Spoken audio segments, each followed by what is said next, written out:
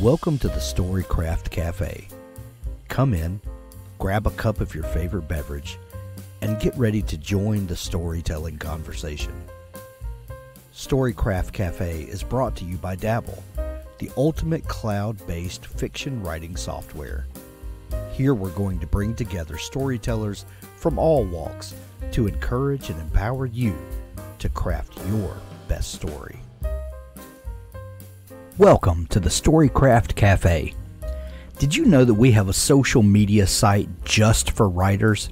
You can find it at storycraft.cafe. You can meet other storycrafters that share the same hopes, dreams, struggles, and victories as you do.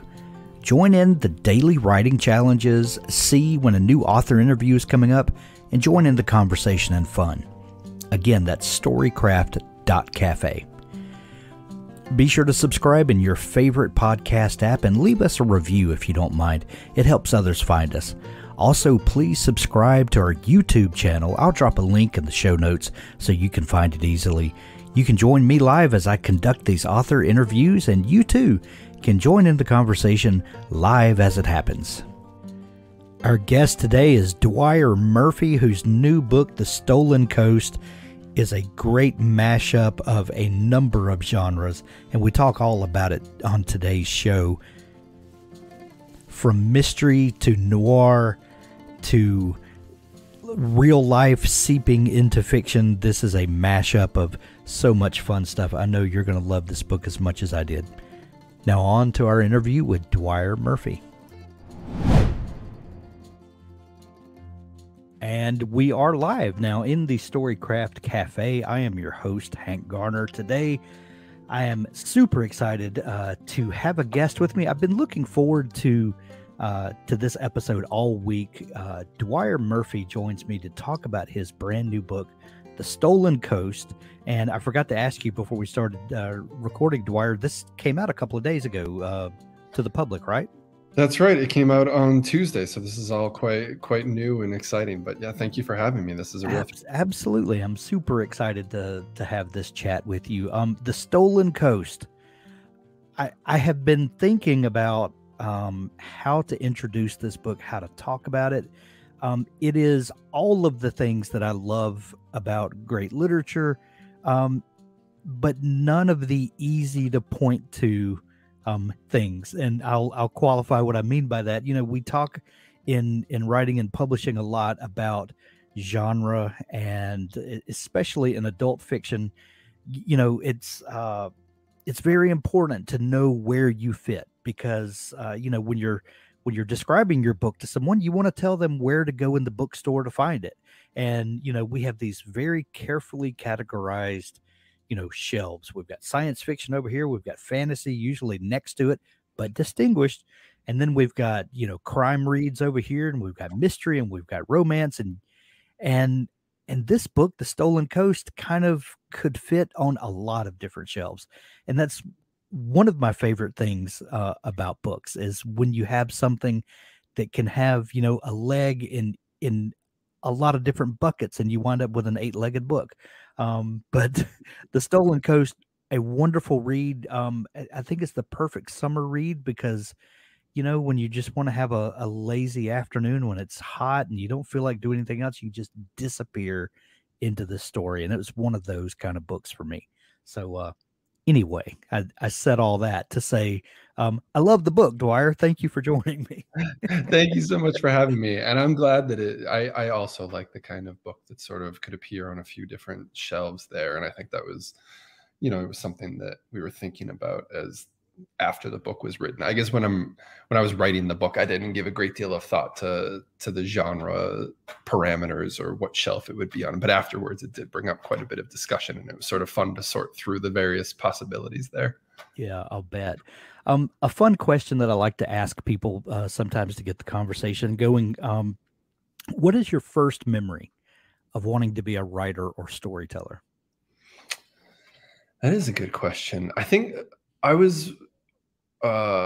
remember being a kid growing up in Massachusetts, and I was sort of an obsessive reader of sports books. And my father had this strategy that I think worked quite well, where I would just kind of gobble up any book that had to do with sports. And so he just gradually began to put more adult titles onto my bookshelf without really distinguishing between like these mass-produced Matt Christopher books about baseball stars, and then I'd suddenly just have a David Halberstam book on my shelf. And I just began reading those. And I think he had put some George Plimpton onto my shelf. And I decided at a young age that I wanted to just be George Plimpton when I grew up. And so I think that was one of my earliest. I was probably 7 or 8. I didn't really know what that meant, but I'd read like Paper Tiger or something like that, I think, and had decided that I liked this idea of participating in sports and getting the stuffing beat out of you by a heavyweight, or going and making a fool of yourself in like the Detroit training camp. And that really appealed to me at a young age. So I think that must have been when I decided that I wanted to write. And then it took a lot of twists and turns from that point, but I kind of had this Plimpton-esque career in front of me. Lots of twists and turns is the way a lot of writers would describe their circuitous route to becoming a writer. And I often wonder, and I've met probably 2 handsful of writers who write and publish early, and their only desire has ever been to be a published author, and they just have a singular focus. And those people are amazing, and they are case studies unto themselves. But they are the rare occurrence in writing. And I often wonder, is it better to have a little life experience under your belt to collect, and maybe we're the weird ones that need to do this, and other people are just geniuses because they can just make it up. But to me, it seems like it's almost a necessity to experience some things, and to have to have some mistakes under your belt, if you would, to get to write from. How do you feel about that? Yeah, I mean, I went off and I was a lawyer for quite a while in New York, as one does. Yeah, it was a mistake in a lot of ways. Just I don't know. I think right from the beginning, I knew that I didn't want to really practice law. But once you've made the mistake of entering law school and accumulating a fortune of debt, there's really no choice but to practice law, and to practice a sort of very particular and, to me, not super appealing style of law, because that's the most lucrative form that you can do and pay off your debts as quickly as possible if you're able.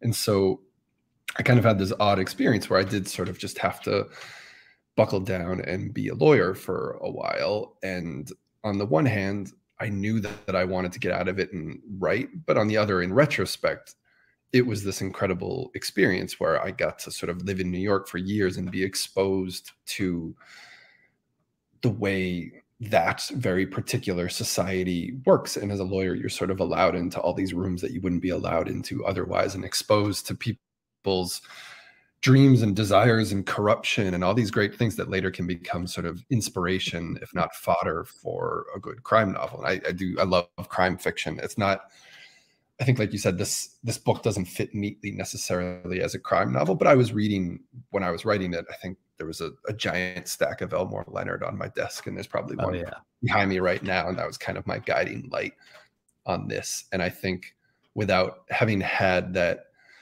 sort of begrudging experience as a lawyer, I'm not sure I could have written about these kinds of particular underbelly worlds without having had that. So I'm glad I did. I would like to have been one of those people who could have just been, a literary sensation at 21. But yeah, I can't imagine what I would have written about. I just didn't have the experience, right? So you practiced law. When what was the catalyst that gave you the it sounds like you always had the desire to leave and to pursue writing, but what was the thing that kind of pushed you over the edge? That because you didn't immediately start writing novels, you have been working in the book industry. I wanted to do it. I don't know that I would have had the courage to do it, except that I met my wife, who was a lawyer at the same firm in New York, and who also wanted to do something else. She's still a lawyer, but she wanted to practice in the human rights world and a different kind of international law. And I think that we sort of were drawn together in part by wanting to not be corporate lawyers for a while. Not be here anymore.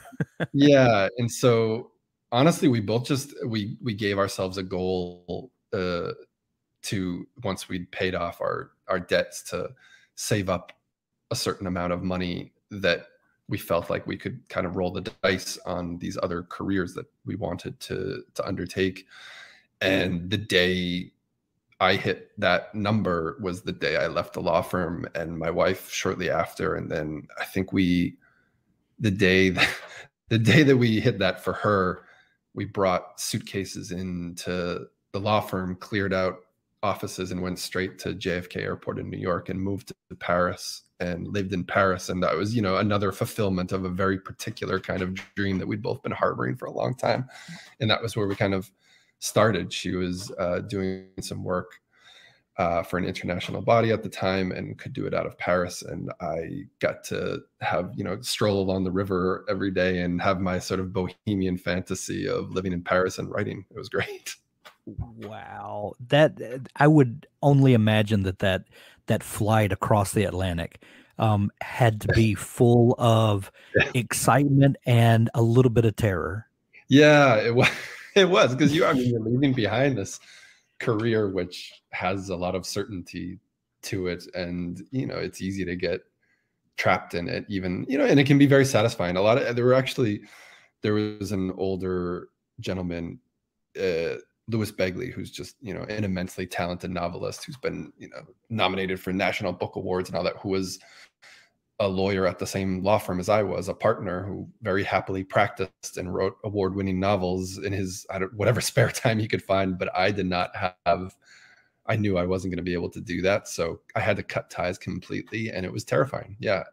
But I got to do it with my wife, and I was a little younger, and we had our savings, and we didn't have children yet. And it's the time in your life when you can throw caution to the wind a little bit and move to Paris if you're able. Yeah.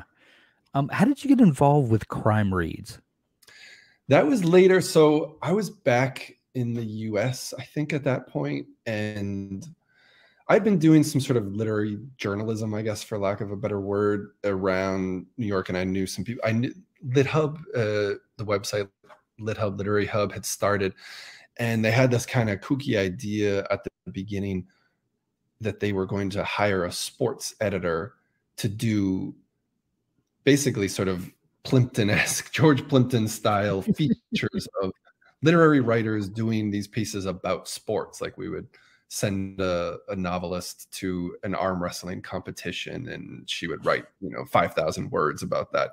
And they had heard through some people that I was interested in sports in particular, and I think I must have written some sports stuff for them. So anyway, we met at Old Town Bar on 17th or 18th Street in New York, and hashed out a deal, and I became the sort of sports editor at the outset of LitHub. And then we quickly realized that there's a reason why there aren't a lot of those old-fashioned Sports Illustrated 5,000 word pieces, like long-form literary sports pieces anymore, because there was a limited audience for them. The 5 or 6 we put together were awesome, but we realized the need to sort of change course a little bit. And at that time, they were hatching an idea to launch something similar to LitHub, but that focused on the world of crime fiction, mysteries, and thrillers, for which there's a massive and fervent audience and readership out there. Yeah.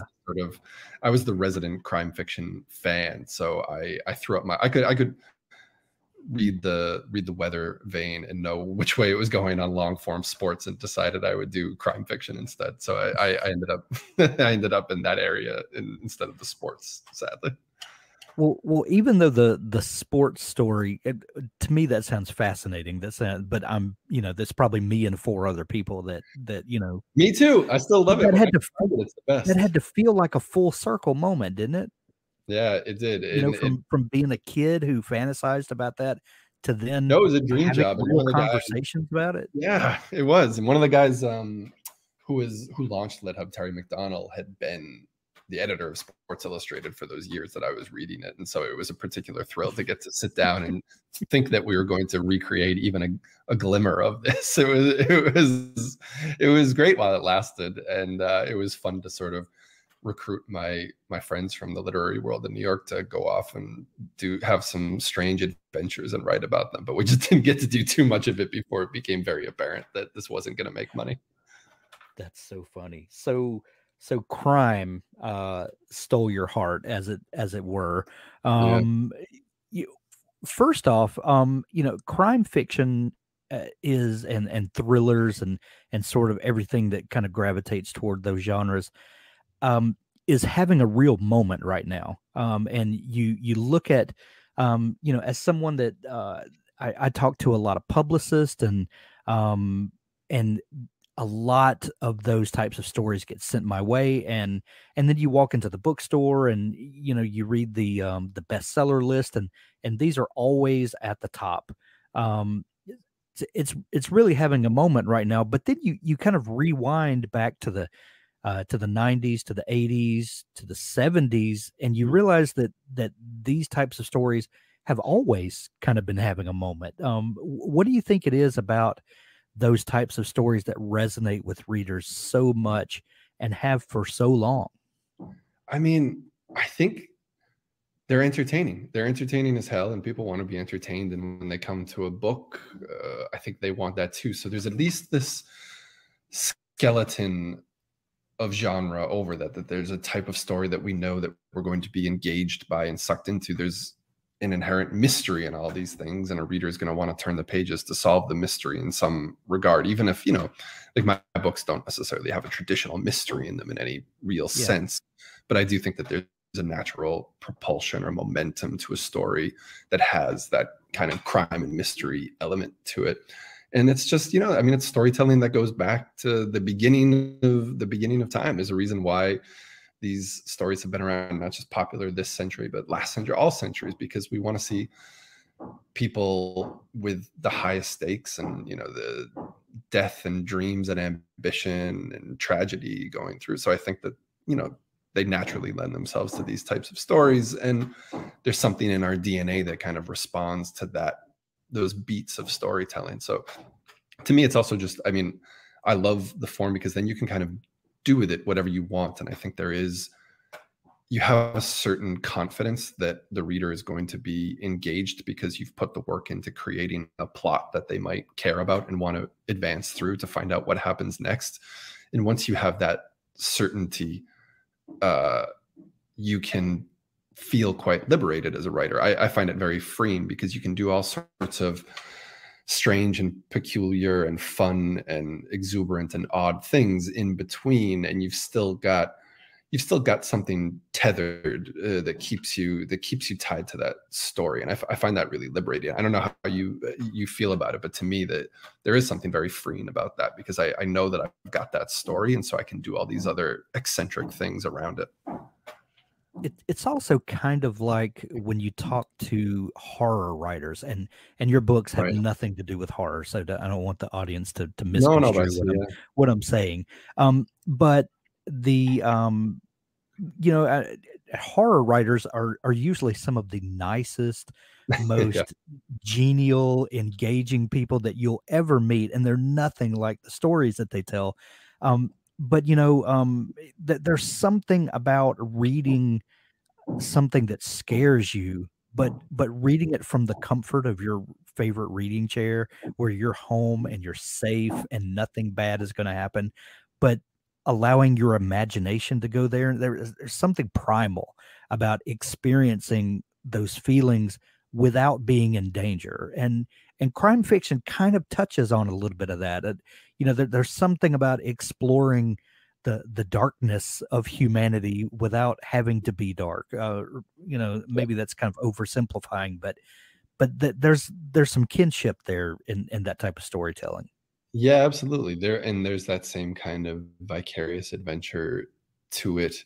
And I think both of those types of books, as you're describing, they seem really conducive to, you know, curling up on that couch when you're alone on a summer night or a winter night and kind of, you know, diving into yourself and reading the story. There's something really idyllic about that kind of setting. Even if you're reading about the most horrific, unsettling things, there's a comfort to them somehow.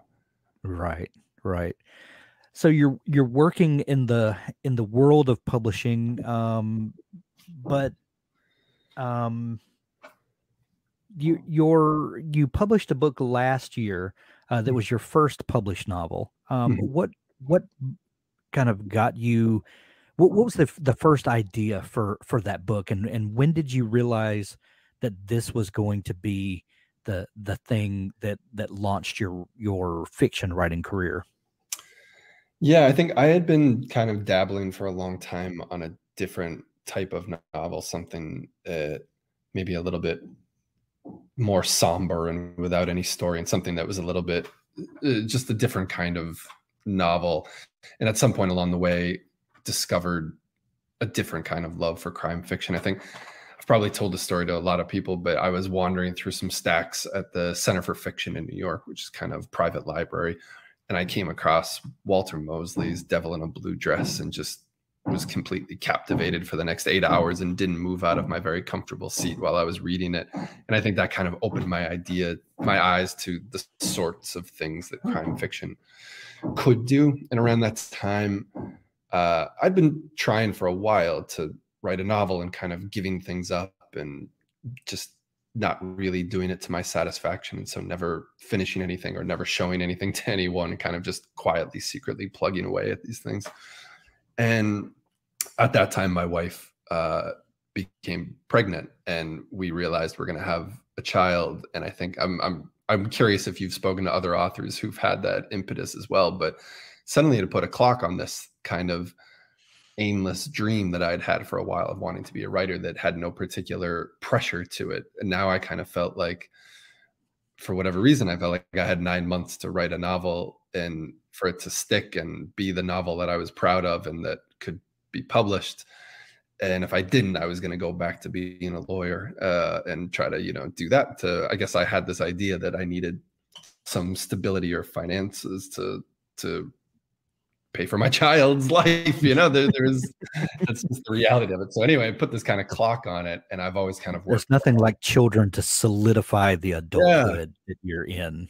It is, right? And I like working under a timeline and pressure kind of in that sense. And I just knocked out this novel that I was really thrilled with. And it was sort of, I think my wife and I were watching a lot of movies late at night and working through our anxieties in the lead up to this birth. And we'd watch Chinatown one night, and I just had this idea where Chinatown was kind of seeping into other aspects of my life and altering my vision of it. And that kind of became the novel, the story of a washed out lawyer in New York who finds that he's kind of caught up in the plot to Chinatown circa 2005. And I was able to just get the draft done before my daughter was born, and things worked out great. So I'm glad that I didn't have to go back to being a lawyer, I guess. Both of these novels are noir-ish. They have a noir sensibility while being firmly rooted in the here and now, the present of it all. Is there a certain thing that a certain feeling that you're writing for? Are you channeling anything in particular that makes your writing come out with this sort of feeling? And I say feeling because it's not anything that you can necessarily put your finger on, but it is absolutely communicated on the page. And it's one of these ethereal things. You know, when we talk about writing, we talk a lot about the woo-woo stuff that, you know, that you can only talk about in these types of conversations, but it's absolutely true. You know, you can't put your finger on it, yet there it is. I'm glad that you can feel it, because to me, I mean, there's all these different components of the writing that one could value over the others, you know, story or character. And I think for me, if I'm being honest, you know, I'd like to think I value all of them and put time and effort into all of them. But atmosphere is the most important piece of it for me, and it's the piece that draws me in as the writer. So I hope that it's drawing in readers as well. But I think that I always kind of try to put this trick on myself where I try to imagine that I'm in, say, just like a dark bar somewhere, and I'm stuck in a town where I don't know anybody in particular, and I've got a bottle of wine or something, a nice whiskey that somebody's brought over, and I'm expected to tell a story to somebody else in the bar and to keep their attention. And I try to kind of channel some of that into the voice I'm using as a writer, where I'm imagining that there is this person whose interest needs to be captured and captivated in this particular setting. So I think that kind of lends naturally to a noir atmosphere, but it also kind of is.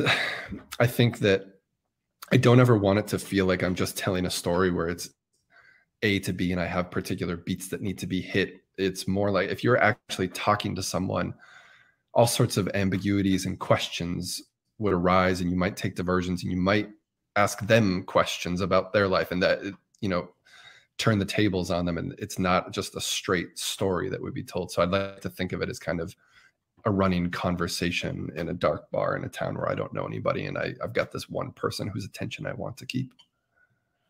That is, I'm so glad you shared that, because that going into the writing with that mindset absolutely will influence the way that you tell the story. And I've never thought about that before, but that is a great trick, if you will, to kind of get in that storytelling mode. I love that. And like just conversation too, like what you and I are doing right now. If I were being perfectly natural with it, I think there's still some lawyer piece of me that just wants to run a deposition and just ask the other person questions. So my natural mode here would to just be ask you endless questions and try to transform that into our own joint story. But I like conversation. I like that back and forth, and I try to put that into the writing too. Yeah. Well, your dialogue definitely reflects that. It feels like real conversation and not, and it's such a balance, because if you were to record actual conversation, it's very broken. It's right. very, there are a lot of things that are communicated and things that are sort of communicated, but the interpretation between the two people factors into that a lot. And a lot of times that doesn't translate to the written word very well, because you say, oh, your dialogue is just like conversation. Well, no, it's not, because conversation on page is terrible. But there is a fine line to splitting, what we perceive as real conversation, versus the way it really is. That's a real art to translating that. Yeah, it's so fun and interesting, right? And I think, writers who try to write good dialogue all discover this, but it is you're somewhere in the realm between what could realistically be exchanged between two people and what is insightful and evocative and interesting to read on the page. And so I feel like if you really care about dialogue, you're sort of forever honing that dialogue to try to strike the exact right balance between those two poles. And it's a lot of fun. I mean, the dialogue is my favorite part of it. It just makes the story kind of sing, and all the characters feel real, and they get their chance to kind of step onto the stage for a while. Absolutely. I read something about you, or I saw it in an interview. I can't remember where, and please correct me if I get this wrong. But you found something of your father's one time that was had to do with a previous life. Can you kind of tell some of that story? Yeah. So I think a lot of this new book, The Stolen Coast, there's a father character in it who is an ex-spy who has returned to the States and is raising his son in Massachusetts, and kind of runs this business where he helps fugitives escape the country, sort of, and start over with a new identity. my father was a bookseller, a career bookseller. He managed a bookstore in Massachusetts at a university. I worked there a lot with him and have very fond memories of it.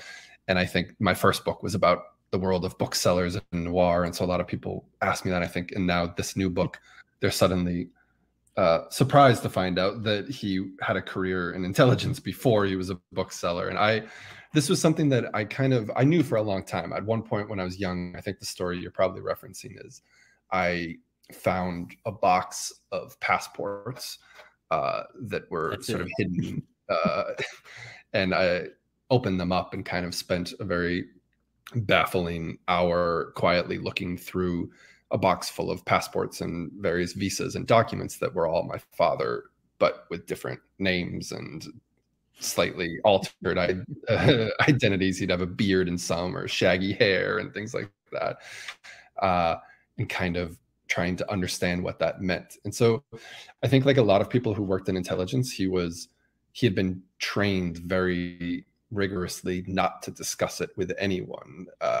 And that was kind of the baseline. And then over the years, I think he became gradually more comfortable sharing pieces of it, because these were his formative years. He went off, he was drafted into the military and then recruited out of the military to be trained in intelligence, and then sent off to sort of live out his 20s around the Mediterranean, doing intelligence work. And, that is such an odd way to grow up and to meet the world, that I think, that was a pivotal part of his story. And so to the extent that he was able to sort of communicate it to me, we did. And I obviously, if you have a father who was a spy, you want to hear all the stories you can, right? And so I would try to pry them out of him as much as I could. And he's still around and still reluctantly telling me pieces of it today. But I wanted to pour a lot of that into this novel, because I think when people do find this out about me, inevitably they want to know, what was it like to grow up with a father who had been a spy? And there were a lot of odd little spy games between us. He likes to tell the story once that he bugged my room when I was about 5 or 6, and then like a two-way thing, and he would speak to me pretending to be God, giving me instructions to behave and, obey my father. And I just kind of quietly accepted this and had this conversation with what I had deduced was God talking to me, and kept it to myself. I just kind of played it close to the vest, and tell anyone that this was going on, until he got freaked out that this was carrying on too long. And he finally showed me what he was doing. But there were all these other little things he would kind of, he always seemed to catch me at everything. There's no way you can sneak out on your dad when he's, a trained operative. There's no way to sneak. So it was kind of liberating, because I just assumed growing up that my dad knew every bad thing that I was doing, and he basically did. And we just kind of, we figured it out together, and it was great. I think he was the best emotionally adjusted former intelligence person you could possibly imagine, because he was a great guy, had a great dad, and he still is. And he's very graciously allowed me to tell some of his stories in this book. That is so funny. Jack Betancourt, your protagonist in the new book, finds places for fugitives. And I asked you to share that story, because it does kind of seep its way into this book, not in a direct way, but there are a lot of things in the story that are obviously kind of flavored by growing up with a father who, had that sort of connection. What was the idea to have a character that helped kind of bring people in and help them disappear, that sort of thing? It's something I've always been fascinated with, I assume because of my father and the upbringing that I had. But we used to play this game, and I play with my wife now, where whenever we go somewhere new, we like to think about what sort of informal pipeline we would use if we needed to escape the jurisdiction. If we were falsely accused of a crime, needed to go on the lam, how do you quietly get out of that jurisdiction? So it's always been this thing in my mind, and it kind of pieced together with, I grew up in this town in Massachusetts that I found out when I was a lawyer that it had a reputation locally, at least, as a place to go to kind of lay low and use as a way station if you were getting out of town, if you needed to get into the wind. And evade law enforcement for various reasons that kind of get worked into the book in a very romanticized version. That was true. And so I kind of combined a few of these elements into creating this town that, for me at least, was sort of a vehicle for romance and intrigue. And it kind of felt to me like a sort of contemporary Casablanca, this last exit where fugitives and dreamers and hustlers and everybody goes when they've run out of road and they just want to get out of the country and start a new life somewhere else. This is the town they go to. And it was, once I had that idea for a town that exists like that, it was just too fun not to write a whole novel about it. My wife and I play Scrabble together, and that's this is what happens when you get two boys together. Yeah, that's a very different sort of thing than planning our escape. But all right, well, now you know where to come if you ever need to plan your escape. You call up me and my wife, and we know all the extradition treaties. So just there you go. And if you're looking for a triple word score, look exactly. Us up, the road runs both ways. The other guilty pleasure that I absolutely love in novels is I love a heist novel. There's something about a heist that just I don't know. I just absolutely love it. And you find a way to work yet another subgenre into a story that already is bristling with fun. What was the idea to include this into the novel? Well, I mean, I just love heist stories too, right? Heist books, heist movies, and they've got all these beats that are just so much fun. Like when the beginning of a heist, when you're sort of assembling the team and you're going to need a safe cracker and you're going to need a getaway driver. And the idea of getting the team together is just tremendous amount of fun. Or after you're done the heist and then everybody gets together for this celebration that turns out to be premature, and they're dancing and they're drinking and they're all these different beats. And then also just the procedural aspect of trying to work out an overly intricate heist, because it has to be overly intricate if it's going to be really fun, right? It's got to be 12 steps too many. And so I just love those stories. I grew up reading and watching them. And what we were talking about before with genre, where once you kind of pick out a piece of the genre, you're free to just create within it and have fun with it, essentially. I love heist stories, and I just thought, how much fun would it be to get to do my version of Rafifi and get to put just a couple of characters together. And I had a sort of central romantic story to it. And I always liked the idea of a heist or a caper as a kind of stand-in for a courtship, where every step of the way along the heist, the planning was another kind of piece of another step in the dance between two characters. So I wanted to make a heist story that was essentially, two people who are kind of falling in love but can't trust one another and decide to pull off a robbery anyway. I love it. If we know anything about publishing, this book, The Stolen Coast, has been off of your desk for quite a while now, probably. The nature of the beast. When you turned in your final edits and you're just kind of waiting for the machinery of publishing to turn, what have you been working on lately? I have another book that I'm pretty far into, but immediately after, I thought I was going to sort of put this completely aside and move on to something new. But then we had the good fortune of selling the TV rights for it, and the production company agreed to bring me on as the writer of the pilot for that. So before the Writers Guild strike began, I had just started work on that project. So it's kind of nice. It's a whole other experience trying to imagine, a contained heist story within this novel, how it might be built out into a TV series, and that's been great fun, because really this is just what it comes down to, is the town that I'm writing about in this strange kind of atmosphere of fugitives and everybody leaving the country, and everybody's got a con against one another, but they're also living as neighbors in this beach town in Massachusetts.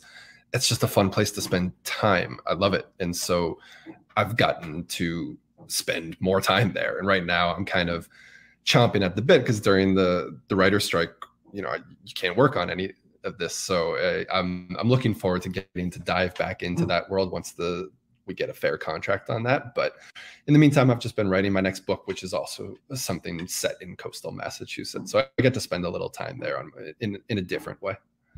I love it. I love it. I cannot wait to see this on the screen. This is going to be amazing.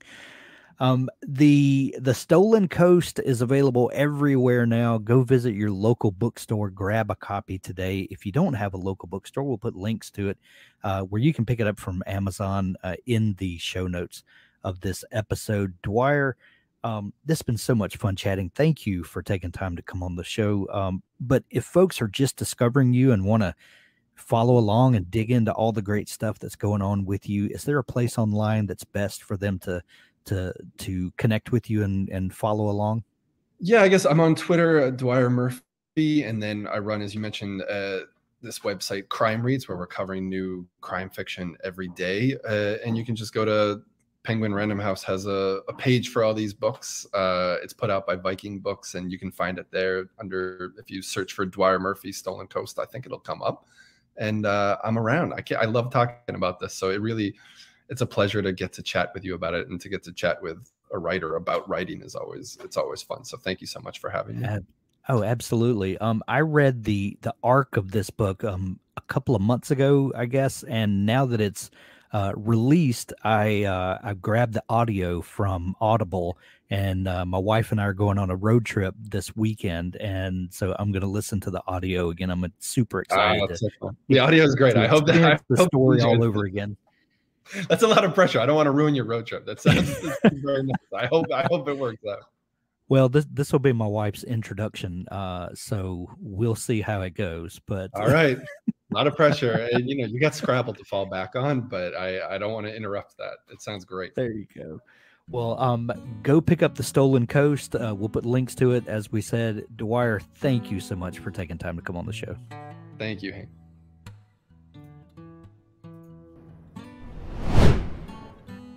That's our episode for today. There's so much more to come as we talk with authors about the craft of writing, but also the business of publishing. Be sure to subscribe to the Storycraft Cafe podcast in your favorite podcast app to never miss an episode. The Storycraft Cafe is made possible by Dabble. Writing a book is challenging. Your writing tool shouldn't be. Dabble is an easy-to-use online writing tool packed with helpful features that allow beginning novelists and published authors to create amazing stories. Visit us at dabblewriter.com and start your free trial. Thanks for listening.